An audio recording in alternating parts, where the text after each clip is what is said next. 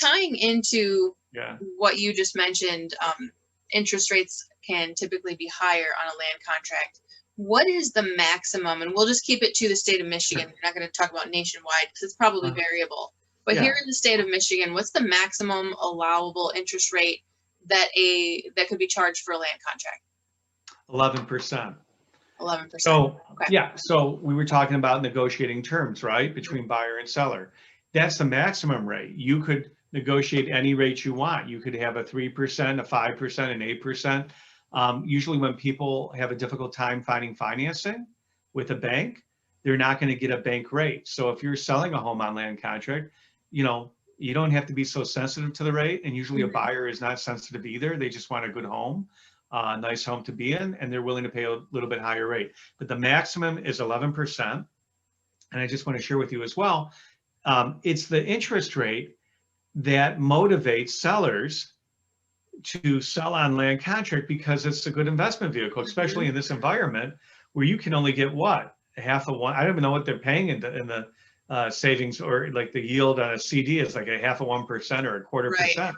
So if you can get 8% or 9% or 5%, don't be a pig, take it, because you can get it. You can't get it at the banks, right? Yep. And that's why sellers will, like when you approach, you're telling me about your people that you purchase from. Yep. If they own a free and clear property and they're looking for a stream of income at a higher rate, if they have somewhere else to go, they'll be happy to sell you their property, right?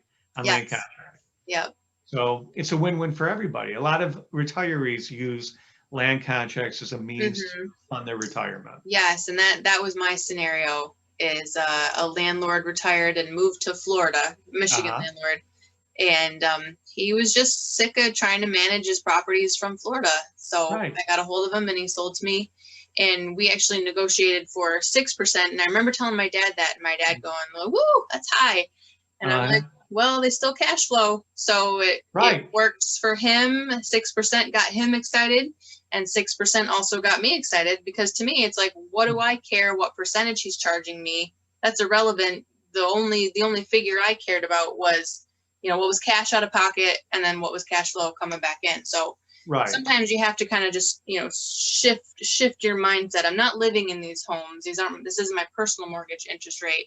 So as an investor, you just kind of have to look at, like, do the numbers work for you and for them? You know what I mean? You gotta give a lot. Usually your down payment on a land contract is going to be less, right? So you're not tying up as much capital. Right. So your cash flow is better that way. I mean, there's a lot of different ways to look at it, but in the end, it usually works out for both parties. You know, like the buyer is maybe not bankable. That's the easiest way for me to say it. They're not bankable for a host of reasons. And the seller's just looking to make an income stream.